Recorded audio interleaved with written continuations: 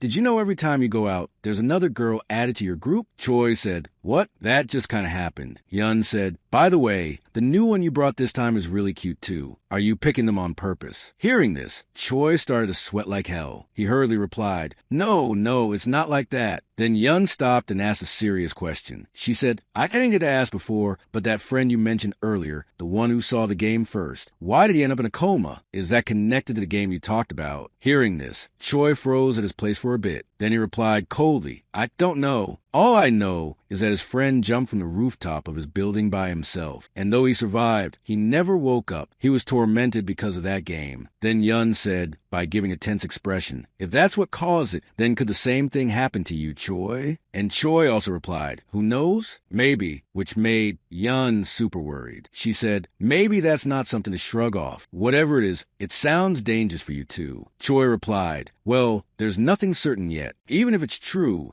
there's nothing I can really do about it." Yun then said, "You said earlier that you would need my help to break the curse, remember? Just tell me what I have to do. I will do anything." Hearing this, Choi thought that it was somehow reassuring. Then he said, "Thanks for worrying, but I really don't know either. Maybe if we just keep living like this, we will clear it eventually." He even said, "The game is annoyingly unhelpful and never explains anything clearly. I am sure there are reasons I can't talk about certain things, but as long as we are together like this, I don't think it's impossible to clear it. And worrying won't change anything anyway." Then Yun looked toward Choi and said in a serious tone, "Can I ask you one more thing?" And she asked, "Do you see me as a woman, Choi?" She wanted to ask this question for a very long time. For Choi, this all was just a game. Then maybe she was the only one getting the wrong idea. She said, "I sometimes wonder if I am crossing the line. What if my actions make you uncomfortable?" But Choi denied this, saying, "Not at all. Your actions never made me uncomfortable." Young was impressed by Choi's reply, and her eyes also widened in shock. Choi then continued, "If anything, I'm the one trying to be careful. How could I dislike someone as charming as you, Yun? Maybe I am just trying not to misunderstand things on my own." Hearing this, Yun's heart felt very relaxed, and she started to blush. Then the scene shifted back to Choi's apartment, where Hannah was seeing Kong doing something in her doll form. But for her, it was difficult to do anything in this form. But still, Hannah was amazed to see this. She said, "Are you okay?" Kong replied that she was fine. Hannah then said, "Can I ask you something?" Kong was confused about what she was going to ask, for which Hannah asked, "What are you working so hard on? I mean, I know you are trying your best, but it doesn't even show. You just keep falling over. And the floor which you are cleaning, it already looks spotless." For which Kong said, "Still, I just want to be helpful somehow, even if it's just a tiny bit. I want to contribute. Once I get used to moving around, maybe I can help Choi with editing or something. Of course, right now, whatever I do, others do better than me. And when the case is over, I will have to leave. But a person who has little but gives everything, that means more than someone who gives a fraction of plenty, right? I just want to give my best to each moment without being greedy. I am just a latecomer after all." Hearing this, Hannah went into deep thinking, and after thinking for a moment, she said, "Kong, do you really love him? And why? For which Kong replied, because he is an amazing guy, isn't he? Then she remembered the moment where Choi was trying everything just to help her. She said, he looks gentle, but he has a strong sense of conviction, and he stands up against injustice. To me, Choi is a real hero. Hearing these words, Hannah started to cry. Kong still continued, it's only natural to fall for someone who you admire, right? It's my first time feeling this way, so I am confused too. I just regret not meeting him while I was still alive. Saying it out loud makes me a bit embarrassed. I am sure if it is showing, he will do everything he can to help. So let's just wait a little longer. Hannah also agreed to this and said, I hope so. Makes you want to root for them, doesn't it? Kong said, thanks. Time's limited, so I've got to make the most of it. Maybe then, just once, he will look my way. But when the scene shifted, we saw Choi hugging Yun warmly right in the middle of the footpath. There, Yun asked Choi, do you dislike it? For which Choi replied, no, of course not. There's no way I would dislike it. Choi then hugged Yun tightly again, where she said, Choi, you've been acting a little strange today. You know that. It's like you are giving off mixed signals. Normally, you always keep a bit of distance from us. Choi replied, mixed signal sounds kind of weird, though. I just want to be honest for once. I just want to follow my heart for once. Then, feeling Choi's body, Yun started to blush. Her cheeks became red. She felt the warmth near Choi. She smiled and said in her mind, for now, let's just be content with this. I can't push it any further. My heart might explode. She then suggested to Choi that they head back, as everyone was probably waiting for them. But while heading toward their apartment, Young was thinking about that moment with Choi. She thought that if she rushed, she might spoil it. She wanted to savor this feeling. Then, after some time, when they arrived at their apartment, Kong was shocked to see something. It was their behavior. She directly asked them, what's wrong with you guys? Did something happen? You both seem different. Here, Choi got caught off guard. He tried to cover by saying, no, everything is fine. We just went for a walk. That's all. But Kong replied, oh, really? You just seem kind of awkward. That's all. But glad to hear that it wasn't anything serious. But soon, Kong noticed something which made her more shocked. She saw that Young was hiding behind Choi, and her face was completely red. Kong started to become jealous. She asked her, but why is your face so red? Yun also tried to cover by saying, it's just a little hot today, and my face suddenly feels flushed, so don't mind it. But here, Kong could clearly see the lie they were telling. She sensed that something was off. She said in her mind that something definitely happened between them, as both of them were acting very weird. She thought that at least lied better if you're going to deny it. Anyone could tell something is up from a mile away. She then said, I was just asking just in case. I am glad nothing happened to you guys. But deep down in her heart, she felt like being petty again. It felt funny to her, acting upset when she already knew the truth. Kong seemed upset due to this, and Choi noticed it. He said in his mind that she looks a bit down, or maybe it's just me. Not like someone like me could actually help. Anyway, still, I should probably talk to her later. Then Choi noticed Hannah and called her. He said that they were meeting the detective tomorrow, the one who helped with Yun and Kang's case. Hannah was surprised and excited that Choi had done this way much faster than she expected. Choi continued that they should figure out the full story beforehand, and told Hannah to tell them what happened from the start, for which Hannah hesitated for a moment and then said, it's not exactly a fun story. Let's sit down first. And the moment she said this, all three, Choi, Yun, and Kong, sat down, eager to listen immediately. Hannah was also shocked to see their speed. She said, now that I have to say it out loud, it's harder than I thought. You were that curious about my story. Then Yun and Kong came forward to her and said, you were walking around outside like it was nothing, Hannah. Kong and I, on the other hand, disappeared whenever day came, at least until Choi found our bodies. Kong said, I was curious about that too. What exactly happened? And now Hannah started to reveal her story. She said that she thought this was happening because her funeral had already been over. There was no body left to find. Listening to this, Choi also started to think about it. He said, if your funeral has already been done, then why did you become a ghost? For which Hannah replied, I couldn't rest. I died with regret. I had to save my little brother from that woman. Then the scene shifted to Hannah's memories, where we saw a family photo. Hannah narrated that their mother died when they were young. But thanks to her hard-working father, they never lacked anything and had a happy family. Then one day, that brought home a new wife. She was young and beautiful. The awkwardness of a stranger faded quickly. Her kindness won us over in no time. She took care of us like we were her own. Around the time she fully became part of the family, Dad started getting sick. At first, he just slipped down the stairs, but soon after, he suddenly lost his sight. Then depression and self-harm followed him. Back then, she didn't think much of it. I just thought it was natural, and given how hard everything hit him all at once. Then we saw a scene where Hannah's stepmother was comforting her when she was crying. Her stepmother said, "It's okay. I will take care of you both, for your father's sake too. So let's get through this together, okay?" But in reality, it was all her evil plan. Hannah then continued that as Dad grew weaker, they started depending on her stepmother more and more. Bit by bit, her stepmother took control of everything in the house. She used to give some medicine in the name of vitamins to them every day, and this was how her dad started to fade into the background. She always felt sleepy after taking that medicine. But one day, when she took her vitamins like always and laid down, and when she woke up, she was shocked to realize that she couldn't see anything. She became completely helpless. And the doctor also couldn't tell why this was happening. According to him, unless something sharp pierced deeply into her eyes, this shouldn't be possible. And from now on, she was forced to use a stick while walking. It felt like her whole world collapsed in an instant. First her dad, and then she herself. She questioned herself. Why was all this happening to her family only? Her younger brother was too small to understand all this, and he couldn't do anything, just had to see them suffer more. And one day, while she was stuck suffering, her house caught fire. She thinks that it would have been better if she died then, but unfortunately, she lived, but in an even worse state. Before, she lost her eyesight, and now her whole body had burns. The doctor said that she survived because of her stepmother, who ran in and put out the flames. And her dad, who was being treated at home, was also rescued. And now she couldn't see. She couldn't move. All she could do was listen. Being in the hospital, she even didn't realize how much time had passed. But in the end, she learned the truth. One day, when her stepmother was sitting beside her in the hospital, she was talking to someone on the call about killing her dad by giving him the same medicine which she used on her daughter. Hearing this from her stepmother, she filled with betrayal, rage, resentment, and hatred. She tried to confront her stepmother, but in this condition, she couldn't do anything. Seeing that Hannah had listened to her plan, instead of apologizing, she gave her an evil smile, saying, "So you could still hear me after all this time. Even in that pitiful state, those ears still work." Hannah couldn't control it, and she cried, feeling the betrayal. But her stepmother didn't feel any sorry. She said, "Stop crying, Hannah," knowing this won't change anything. She was still smiling like an evil entity. She said, "Do you have any idea how much trouble I went through cleaning up after you kids?" And now, in the present, Hannah said that she couldn't do anything, nothing except listening to her laughter. "I cried alone over and over. Then, after months, when I came to my senses, I was already dead." She was sad, but still, she said sorry that she got a bit too dark into her story. She didn't mean to go on for so long. But Yeon said, "No, it's fine. It was just such a shocking story." After hearing Hannah's story, she was also a bit tense. He asked that how did no one ever suspect anything wrong about her stepmother? I mean, two members of the same family died in the same way. For which Hannah replied, "Even I could hardly believe it, that someone that perfect could do something that horrible." And after she died, her father died too, soon after. If things kept going like that, she would have taken everything our family built. I just wanted to stop her before I lost my brother too. Then Choi thought that even though Hannah had summarized her story, it was still devastating. How much pain she had endured alone. Then Choi suggested to them that they should take rest, as they were heading out early tomorrow. And Choi kept his hand on Hannah's head, ensuring that everything would be okay. He said, "You've been through so much alone, haven't you? I will do everything I can to help you. Your stepmom did something terrible. She needs to pay for it. We will figure something out if we all work together." Hannah also agreed to this. Then Choi said, "Before we're going to sleep, anyway, tomorrow's schedule will be tight, so let's start getting ready for bed." The detective has also said that he will be free in the morning too. But then Kong asked a genuine question. How were they all going to sleep? Which was still a problem that Choi had forgotten. He said in his mind that ever since Kong showed up, they had been staying out every night. So Choi suggested that he would sleep outside. But then he got shocking news. His smartphone showed him another tricky question, where he had to sleep inside, but he had to decide with whom he would sleep. Is it he sleep with Kong or Hannah? Seeing the message on his phone, Choi thought to himself, can't I just sleep outside alone? What is this? Does it mean I have to pick one person to sleep with? On top of that, where is Yun? Just when I thought things had finally quieted down. Noticing Choi's tense face, Yun finally asked, "What is it? Did something happen?" But Choi covered up quick. "It's nothing. An alarm just went off on my phone." Deep down, though, he worried that hanging with Kong and Hannah seemed to have grown weary of situations like this. Choi decided to go with Kong, since he wanted to talk to her anyway. And since he had already told him about the game, they would surely understand him. But he still feared they might misunderstand him. Then he announced, "I would like to sleep with Kong today. Would that be okay?" The moment he said it, everyone in the room went silent. An awkward quietness grew thick in the air. Choi felt like he'd said something wrong. He shouldn't have blurted it out. He could sense the quick shift in their faces and the sudden chill hanging around. Everyone's eyes turned to Kong. But in the right moment, she spoke up. "By any chance, just now, did the game make you do that?" Choi nodded fast. "That's right. The game made me do it, so I had no choice." All the while, he was sweating like hell. Things got serious when he caught Kang's expression. She was smiling. Then his smartphone buzzed with a pop-up, telling him to search for the next place to sleep to keep the game going. The scene cut to a jail. Behind the cold bars sat Kim Yoon-kyung. A lady detective stepped up to investigate her. "Hello, you must be Kim Yoon-kyung." But she flat out denied it, refusing to accept the fact. The detective stayed calm. "There's no need to be so guarded. I'm here to help you. It's suffocating inside. And just as I thought, you've lost a lot of weight compared to your picture. Understandably, it must be hard to adapt to such a drastic change in your environment. But don't worry, I'm going to get you out of here." Hearing this, Kyung felt shocked and confused. Why was someone trying to spring her free? The detective went on. "Yes, in fact, I have already arranged with a private specialized hospital to help treat your trauma. Of course, you won't be completely free, as this incident has become too large for that. You will be undergoing psychiatric treatment and a social reintegration program. And it will certainly take time, but I will help you overcome this. Kim Yoon-kyung." She paused. "And at last, is there anywhere you would like to visit before we head to the facility?" Kyung thought for a little bit. "I want to visit home." The scene shifted to Kang's apartment, where a strange man lurked. This was the same guy who had shown up at Choi's place to meet him when he wasn't home. He turned to his assistant. "What did our detective say?" His assistant replied. She reported that even while conversing with Kim Yoon-kyung, the woman would stare into empty space and talk or make gestures almost as if there were a ghost right beside her. The strange man nodded slowly. "Are you certain that Kong Sun and Choi Do-yeon have no connection?" His assistant said, "Yes. It seems he just showed up unannounced, same as with Hae-yeon." The man pulled out a cigarette, lighting it up. "He is making this more and more interesting. I wonder if Hae-yeon became a ghost and is still by Choi's side. And what choice will Kim Yoon-kyung make? I wonder." The assistant chimed in. "Aren't you curious as well, director?" The strange man blew out smoke. "I am very curious." Then his assistant said, "May I ask just one thing?" He pressed on. "If that man is a nuisance, couldn't we just get rid of him? I'm curious as to why you are making things more complicated." The strange man smirked. "You seem to have misunderstood something. On the contrary, I have taken a liking to Choi. I want to make him rely on me. You see, if Choi, who is trying to help her, ends up relying on me, her killer, I wonder how that ghost would feel. I wonder at what price Choi would sell his conscience." He stubbed out the cigarette. "Go and set up a meeting with Choi. Make it soon. I need to see him for myself." The scene shifted back to Choi on his bed. He said to Kong, who was there too, "Are you going to sleep in your doll form?" Kong nodded. "Yes, because this is a single bed. Wouldn't it be too cramped? I know you're not doing this by choice either. Choi, you might not be comfortable with this, right? I don't want to make things awkward for you, even if the game is forcing us." Choi shook his head. "You're not uncomfortable. To be honest, I was really tense. So maybe it's a relief that you're like this." Kong tilted her head. "Why?" Choi thought for a moment, then replied, "If we were to sleep together in your original form, I don't think it would have been easy to fall asleep. But I'm sorry, I didn't mean it like that." Kong changed her mind in a flash. She shifted back to her original form. "Let's sleep like this." Choi was shocked to see her switch so suddenly. Kong explained, "I feel more comfortable in my original form." Then she scooted super close to him. "You don't like this?" Choi's face heated up, a blush creeping in. "No, of course not." He paused. "But you looked upset when we came back from the walk with Yun. Did something happen while I was away?" Kong glanced away. "When you and Yun got back earlier, her expression was strange. What did the two of you do?" Choi shrugged. "Nothing in particular." Kong accused him right back. "Liar. Something definitely happened between you two. Only then did Choi spill the truth. We just hugged each other, and we sort of got caught up in the moment, but it's just so embarrassing trying to say it out loud. Kang's eyes narrowed. Choi, do you like Yeon? He sighed. I don't know. Is it just a crush for now, or am I actually interested in her? Honestly, I'm still scared. Like I said before, I'm a guy too. I did say I would be honest, just as you suggested, Kong, but being around beautiful people like you and Yun, I can't help but feel a flutter of excitement. On top of that, you all feel so vividly real. It's impossible not to be conscious of you. That's why, if I just acted on my feelings, I feel like I would do something I couldn't take back. What if the way I look at both of them starts to change? If I get any more attached here, I've only just gotten used to this bustling house. What if everyone leaves? Can I endure this? After hearing Choi, Kong thought to herself that he looks at us not as ghosts, but as if it's perfectly normal beings, and he even sees a future with us. Then she said suddenly, this feels so unfair. Even if I was second, I was the one who made the first move. I made it so obvious, but he is completely clueless. If he doesn't like it, he should draw the line and reject me. There's a limit to how indecisive one can be. Hearing this from Kang's mouth, Choi got confused and sweaty. Then Kong climbed over him. What was it like when you hugged her? Choi stammered. I'm not sure, but she felt cozy and warm. And I think she smelled nice too. While saying this, he was blushing hard, his face turning red. But in his mind, he thought, you want to use this opportunity for yourself. It's fine, just be brave. Who knows when he'll get another chance like this? Kong held his hand and stared deep into his eyes. Choi, don't you see me as a woman? For which Choi replied, no. She leaned in closer. Would it be okay if I'm a little spoiled just for today? Choi's face burned red again. Then Kong whispered near his ear, can you hold me too? Even if it's just for today, please. Choi enjoyed it, doing what Kong asked. He held her tight. Outside the room, we saw Yun pacing nervously, biting her nails in a frenzy. She was so jealous that even Hannah could feel her swirling emotions. Inside,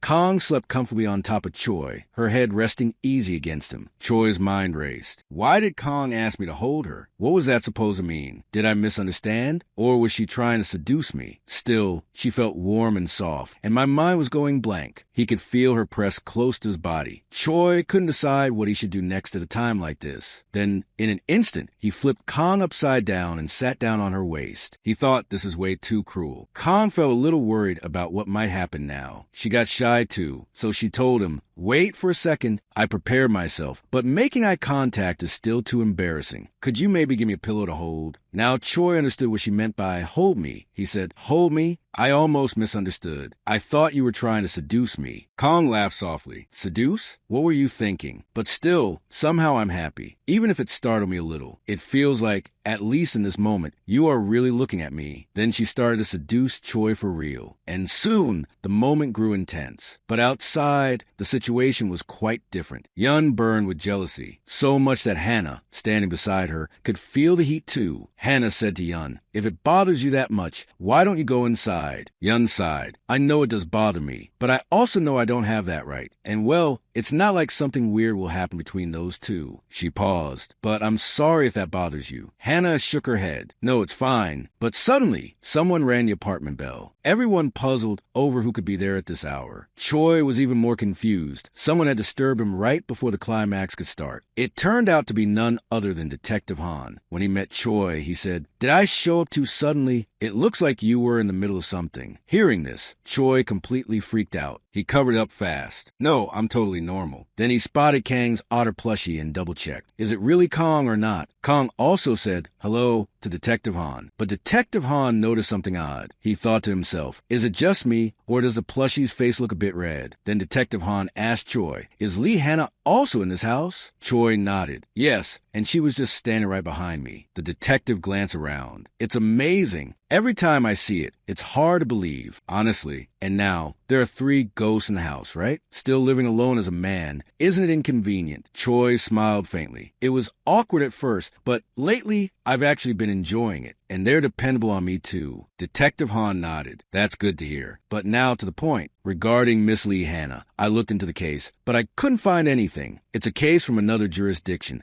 and a lot of time has passed since it was closed. It was simply concluded as a sudden fire, and Miss Lee Hannah was declared to have died in that incident. It's unfortunate, but without clear evidence or circumstances, reopening the investigation will be difficult. So, as long as we don't find any evidence or clue, that won't be enough. Hearing this, Hannah got confused and filled with anger. She clenched her fist, but Choi assured her, looking like he had to take action himself. From now on, she was going to be really busy starting tomorrow. Hannah said, yes, but in her mind, she thought Choi would give up, but he really wants to help me. Then Detective Han confirmed. In Kang Sun's case, the investigation has been completed, and Ms. Kim Yoon-kyung's crime has been confirmed. Choi asked quickly, really? So she will be punished? Detective Han replied, she will stand trial after the psychiatric evaluation. It won't take long. However, even though the case is closed, the house Ms. Kang Sun used to live will revert to state ownership. Choi frowned. Why? Detective Han explained, if there were surviving family to inherit it, it would be theirs. But Mrs. Kang Sun had no such family. So, in those cases, the property goes back to the state. And if you tell me beforehand, you can enter for a short time, but once the investigation officially ends, it will be out of my hands. This is limited. Hearing this, Kang froze in place. Choi looked toward her worriedly, and he wondered why happy moments always felt so short. Kang said to the detective that she needed time to think a little bit. The detective said, do it as soon as possible, and that's all the information I have to give. Then Detective Han told Choi that he wanted to talk to him for a moment in private. We also saw Kang, who seemed sad. Outside, Detective Han lit his cigarette. He asked Choi, are you really okay with that? Choi couldn't understand the detective's question, so the detective cleared it up. I know it's nosy of me, but I'm saying this because I'm concerned. You are not a detective who earns achievements while solving cases. Mr. Choi Do-yeon, I just wonder if sacrificing your daily life like this is really the right choice. You still have to work and make a living, and the truth is, once the case is solved, they will have to leave eventually. By this, Choi got upset. He said, yeah, since we've been together every day, I guess I really have grown attached. And I haven't been able to get anything done either. I might end up regretting this moment someday. And like you said, the end will come eventually. When the time comes, I want to send them off without any regrets. So, until then, I will push myself a little. Then Detective Han said, well, I'm the one receiving help. Thanks to all of you, anyway, and don't worry about it too much. Before going, he added, anyway, based on what you've told me, I will look into Ms. Lee Hannah's case again, and call me if anything happens. Choi thanked him for his efforts. The detective said, I say all this, but I'm rooting for you. I really hope everything turns out well. Hearing this, Choi thanked him once again. Then Detective Han left. Choi stood there thinking the detective wasn't wrong. He could easily take care of himself, and he wasn't even working. Recently, he even blew up the car that his mom gave him. Well, since they were treating it as a fire incident, he would be compensated. But his schedule was definitely going to be messed up for a while, and he couldn't even take every one of his girls on a bus or a taxi. Then he decided he would put all of his savings into stocks he knew were going to blow up. If he kept hesitating, it would be too late. He had to do now whatever he could. He purchased the shares, hoping the information he gained last time before he died would pay off. After that, while going to his room, he thought that he felt strange. And if Miss Kim Yoon gets punished and we get to visit the house like Kong said, then will she really leave this world? We saw that Kong was already waiting for him outside his apartment. Choi asked her, why are you outside? She told him, I felt a bit confined and I wanted to talk. There, she remembered the past and all the moments she spent with Choi, the times he helped her one by one. It was like a flashback of her happy moments before death. She smiled and said to Choi, if you don't mind, can you take me to my home now? Hearing this, Choi got completely confused and shocked. Why did she want to go to her home all of a sudden? He asked, but why so sudden? Even if we go now, we won't be able to get inside. Wouldn't it be better to wait a bit longer? It's really late too. Kong replied, but if it's not now, I feel like I will break my promise. I can't keep clinging to you forever, Choi. Even if I look away, the fact that I am a burden doesn't change. The longer I stay, the more painful it will be. Hearing this, Choi shouted at her, I don't think of you as a burden. Like I said, I have actually been enjoying things lately. What if something works out? Why not wait a little longer? Maybe there's a solution we don't know yet. And Ms. Kim Yoon-kyung's trial isn't over yet. But Kong said, please, the longer I stay in this world, the more painful it will be for me to leave you. The resentment fades, and only lingering attachment remains. I started losing sight of my original goal. I started to live. The longing grows stronger. I start wanting to stay with you forever. I started getting too comfortable with this life. Would that really be okay? After hearing Kang's decision, Choi seemed worried too. Then Kang continued, "That's why, before it's too late, before I change too much, I need to go. That's the path that's best for your future." Choi was not ready for this. But still, he couldn't say anything because she was the one who had already died. This meeting always had an ending. All he could offer her was empty comfort. After all, Kang and Choi lived in different worlds. Then the scene went back to the apartment, where Hannah and Yun were waiting for Choi. But Yun looked more desperate for Choi. Hannah thought that Yun had been standing since Choi left. She was the easiest one to talk to, but she was also the type whose thoughts you couldn't read. Then Yun looked toward Hannah and asked, "Hannah, you know about the game, right?" Hannah replied, "Oh, yes, but I don't know the details, though." Yun asked, "Where you were with other ghosts before, has any of them ever moved on after resolving their grudges?" For which Hannah took some time to reply. And then she said, "No, none of them has ever done this. Lingering regrets only create more regrets. Even if you help them, it only breeds obsession. Ghosts who acted like they would leave. In the end, they couldn't let go of even the smallest attachment and stayed. I can't relate, though, as I never got help from anyone, and I am sick of false hope. As long as my brother is safe, I just want to disappear from this awful world. So, in a way, I am a little jealous of you guys. Maybe if I had met that person, I wouldn't have been different too. But why are you asking this?" For which Yun replied, "No reason. I was just curious what Kang is feeling. What would I say if I were in that situation? Could I really leave with a smile at that point?" Hannah said, "Still, you two lived together for quite a while, didn't you? I think I would be sad if she left." Yun said, "I am sad she did worry me, but I also feel bad for her. But no matter what choice she makes, I am in no position to judge." Here, Yun picked up Kang's doll and kept it on a shelf safely. Then Hannah asked, "If you were in that situation, what would you do? When the case is solved, would you leave Choi?" For which Yun replied, "Who knows? If someone said they still needed me, I would want to stay by their side. Well, it's not like we ghosts have many options, right? I don't think I could leave with a smile." Hearing this, Hannah said, "Yeah, I guess that's true," but she seemed awkward and worried. She thought that it felt awkward. What was she supposed to say? Staying in bed all those years destroyed my social skills. Then suddenly Yun asked, "Hannah, have you ever liked someone before?" At first, Hannah seemed confused about this question. Then she told her, "No, I was stuck in a bed after I got older, so I never really had interest in that stuff." For which Yun replied, "I hope Choi isn't your first love. It's harder than you think." This time, Hannah told her, "It's okay." But behind her mind, she was still thinking that it was a threat. Then the scene shifted back to Choi and Kang, where they arrived at Kang's apartment through a taxi. They both were together, and Choi was giving his hand, while Kang was coming out from the taxi. While going toward Kang's house, she said to Choi, "Sorry, that was a selfish request out of nowhere." But instead, Choi said, "No, it's fine," and continued, "Are you really not going to say goodbye to the others?" For which then Kang said, "Yeah, unlike me, they still have a long way to go before their cases are resolved. So I don't want to cause unnecessary trouble. They will still be by your side, Choi. I might end up being a bad influence if I linger." Then she got sad and asked Choi, "Do you have any dreams or plans for the future?" For which Choi said, "I am not sure. Honestly, I have been too busy trying to survive to think about dreams. But if I had a goal right now, I want everyone to leave with a smile." Seeing this, Kang thought that she expected he was that ridiculous kind, and this was what hurt Kang too much. Then Choi asked about her dream goal, for which Kang thought that at first the feeling was unfamiliar. Like Yun said, maybe these feelings formed because he was the only person I could lean on. In the beginning, I doubted it myself too. Then Kang replied that she actually wanted